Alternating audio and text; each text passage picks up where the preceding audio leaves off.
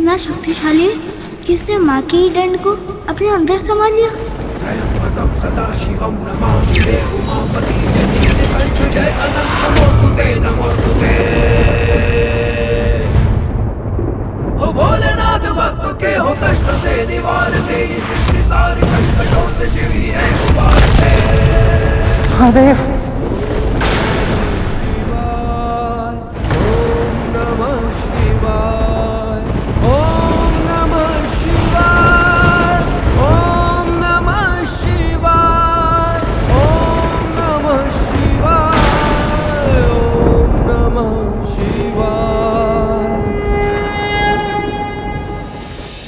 हे प्रभु, अच्छा हुआ आप ध्यान से जाग गए। अब आप ही इस परिस्थिति को संभाल सकते हैं।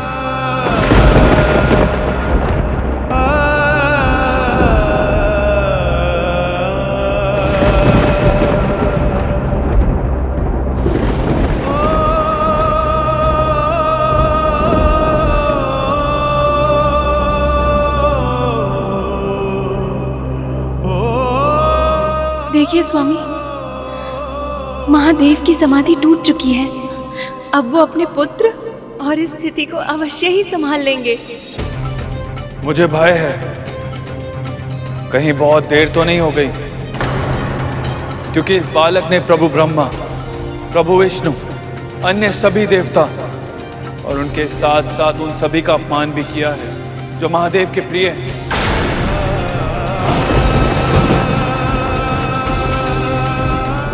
महादेव सब कुछ सह सकते हैं, किंतु अपने भक्तों का कष्ट कभी नहीं सह सकते।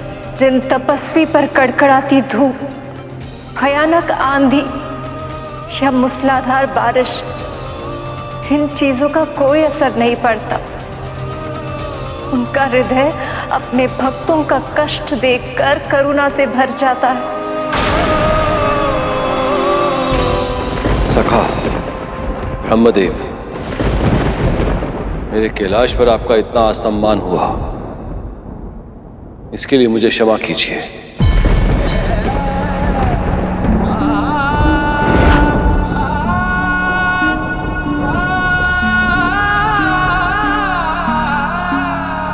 क्षमा तो मुझे मांगनी चाहिए सखा।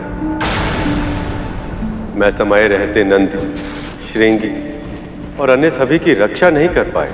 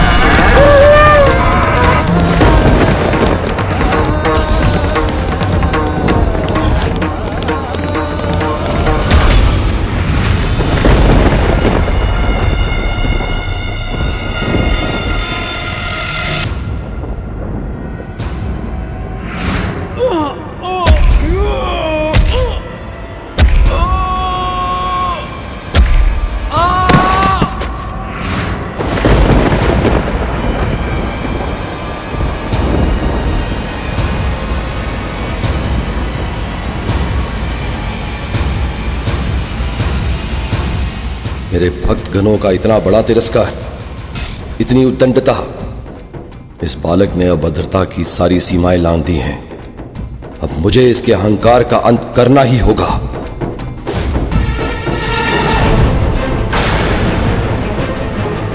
हट नहीं किया करते और अपनी भूल स्वीकार करके तभी से क्षमा मांग लो। क्षमा और मैं कभी नहीं।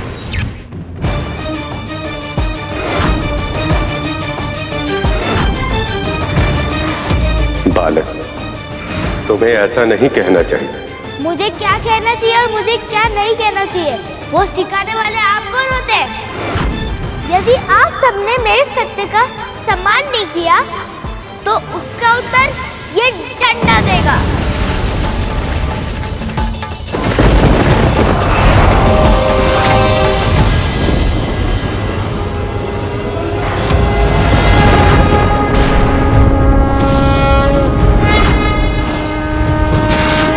त्र्यंबकं सदाशिवं नमामि उमापति नीलकंठ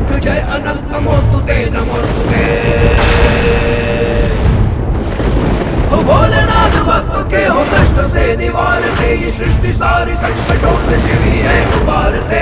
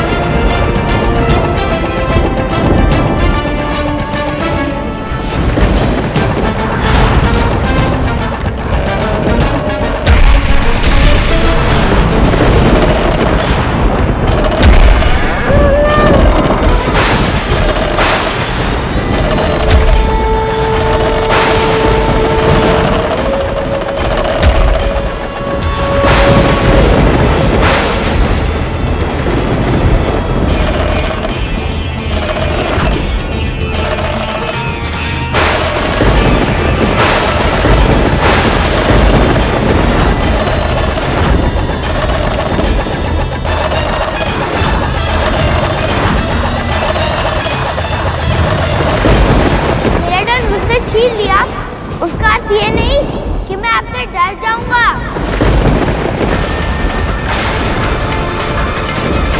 आप सबके लिए मुझे दंड की आवश्यकता नहीं। मेरा बाहुबली प्राप्त है।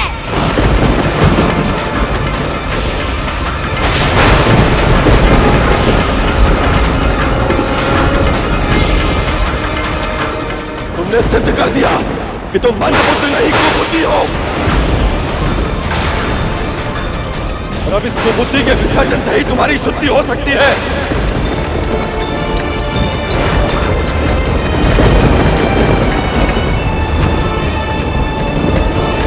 भिक्षुक! भिक्षुक! भिक्षुक!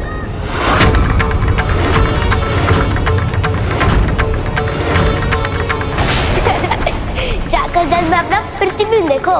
कोई भिक्षुक या 2 रुपये रखते हो? जिसे सत्य का ज्ञान होगा वो क्या गले में सर्प लेके घूमेगा? कोई गहरा अर्थ नहीं है इस भस्म का, केवल एक ही कारण है, आलस।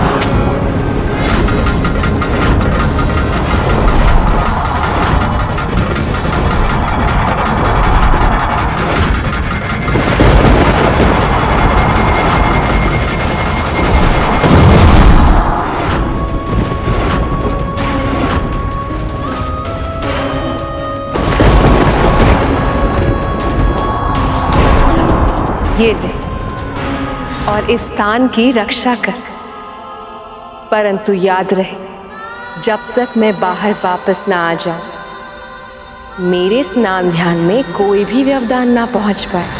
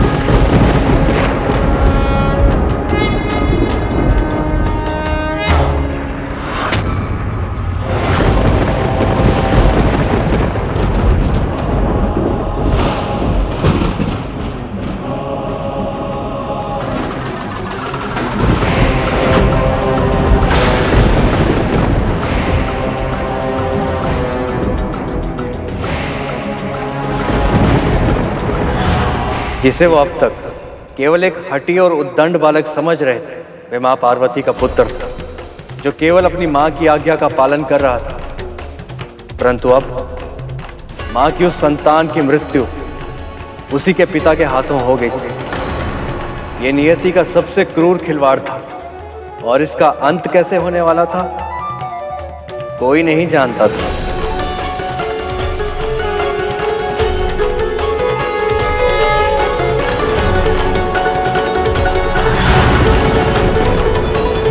ये बालक बार बार अपनी माँ की बात कर रहा था। कहीं इसकी माँ देवी पार्वती तो नहीं?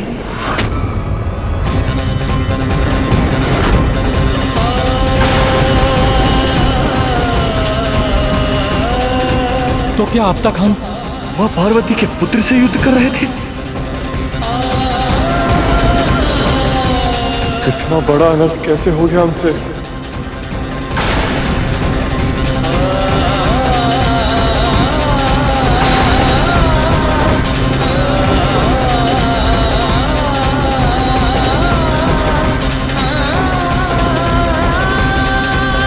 जिस बालक को पाने के लिए माँ ने इतनी कठिन तपस्या की, वो हमारे कारण, वो भी अपने पिता के हाथों।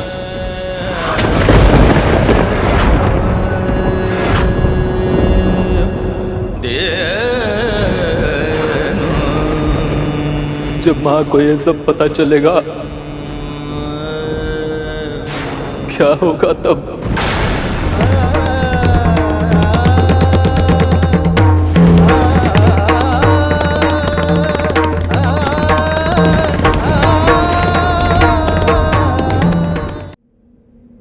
नहीं,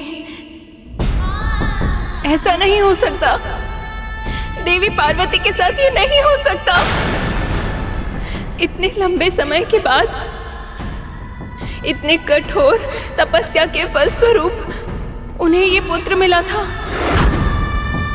काल इतना क्रूर नहीं हो सकता कि वो देवी पार्वती से इतने शीघ्र उनका पुत्र छीन ले।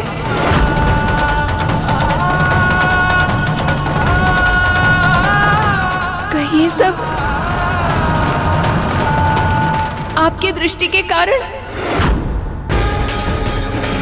वक्र दृष्टि से मेरे पुत्र को देखने का साहस भी कैसे किया आपने?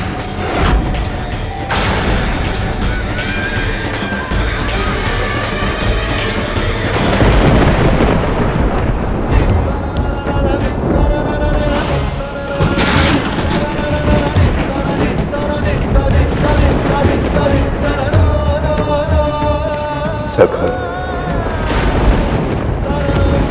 पार्वती, मुझसे ऐसा कैसे हो गया?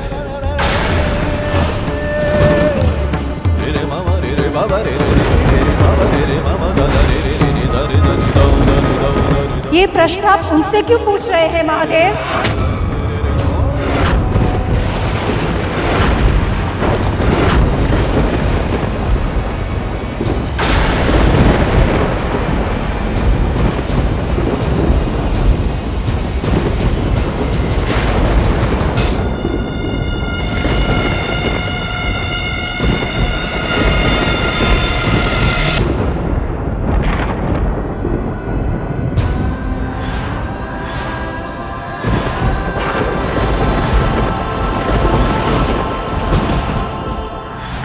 माताओं को धन्यवाद, पर मुझे तो मेरी माँ के दिए हुए लाल फूल ही सबसे प्रिय लग रहे हैं।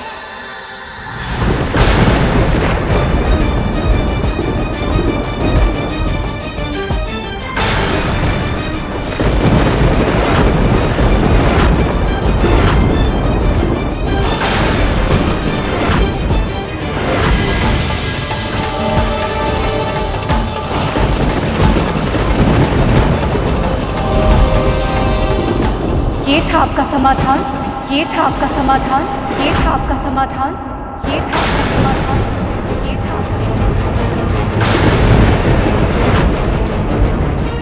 आप धर्म की रक्षा करने आए थे ना? ऐसे किया आपने धर्म की रक्षा?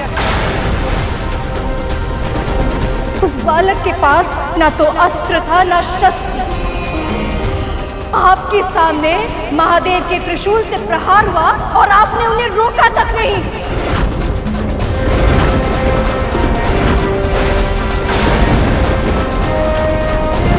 क्यों स्वामी? क्यों स्वामी? क्यों स्वामी?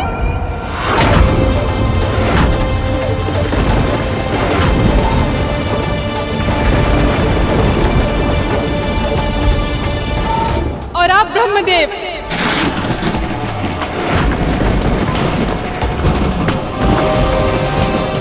आप नारायण को सुदर्शन धारण करने से तो नहीं रोक पाए,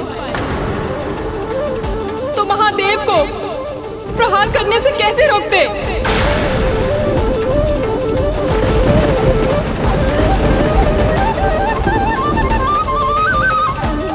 इन पर क्रोध करने से लाभ ही क्या?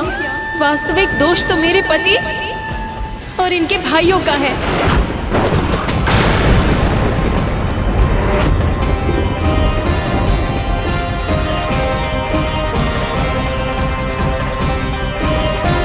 एक बालक ने कुछ देर अपनी शक्ति का प्रदर्शन क्या कर दिया, इन्होंने तो उसे अपना शत्रु ही मान लिया। अपने सिंहासन की रक्षा करने के लिए इन्होंने सारी सीमा ही लांघ दी।